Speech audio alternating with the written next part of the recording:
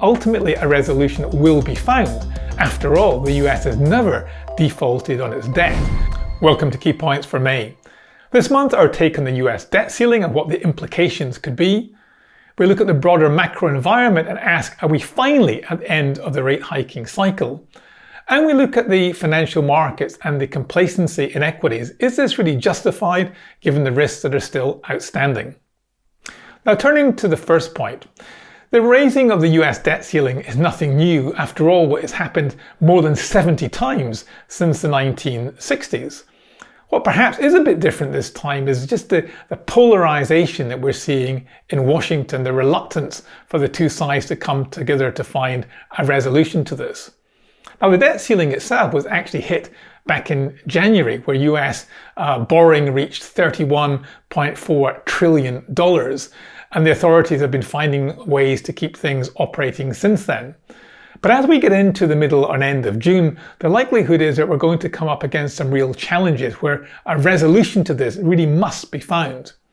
Now, the danger is that both sides run this too far. We saw back in 2011, for example, when something similar happened, and we saw one of the rating agencies actually downgrade US debt. Now, this can't be allowed to happen again, although frankly, given what we're seeing so far, it doesn't bode terribly well. In the case of the Republicans, they want to see spending reined in. They want to see things like the forgiveness of student loans ceased. They want to see the tax credits around the green transition also pull back as well. And of course, not surprisingly, the Democrats see it the other way around. They want to continue with their plans, continue with their fiscal initiatives in terms of the economic environment. And therefore, right now, there's still this stalemate that's taking place. Now, we think ultimately a resolution will be found. After all, the US has never defaulted on its debt, and it would be a very dire time if it were to do so. Not only would this, of course, impact the US in terms of the global stage, but perhaps more practically, it would impact the cost of borrowing and the cost of funding of the US economy and the US government. So we don't think this will happen, but the risks are certainly there that both sides run this too far for too long. Now, turning to the real economy, we continue to see this bifurcation that was spoken about many times. The service part of the global economy is doing very well. The US may be slightly weaker on that front, but broadly speaking, these very strong labour markets and demand for households to spend with still decent balance sheets is meaning that the service sector continues to do better, actually probably better than the monetary authorities would like. The parts of the economy such as manufacturing, however, are still really struggling, and you can see that on a global basis. The latest trade numbers also show the headwinds that persist, and we're seeing continued contraction in many parts of global manufacturing and industrial output. Now, as I mentioned, the authorities want to see some kind of slowdown. We think that the rate cycle is indeed coming to the end. The Australian authorities have paused monetary tightening.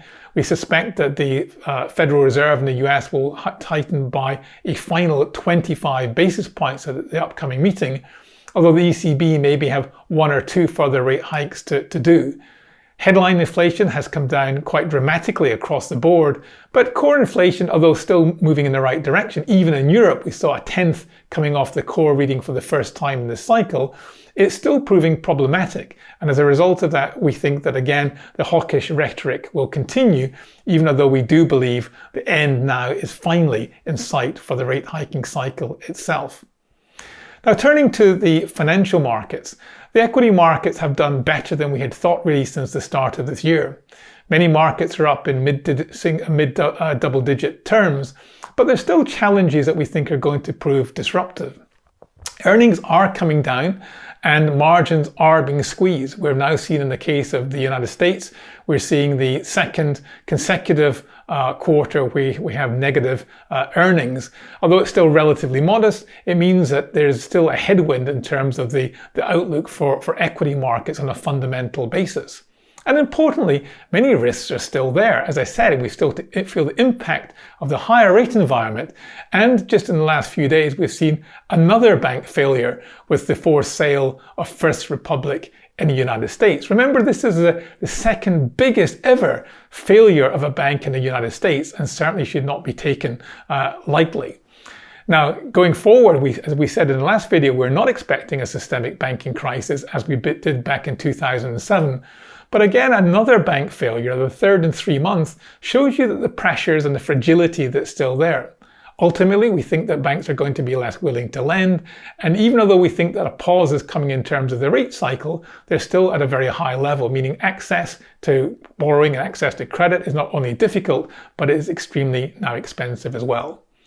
So as a result of that, although equities have shown good momentum, we suspect that still risks are being underpriced and we still remain fairly cautious.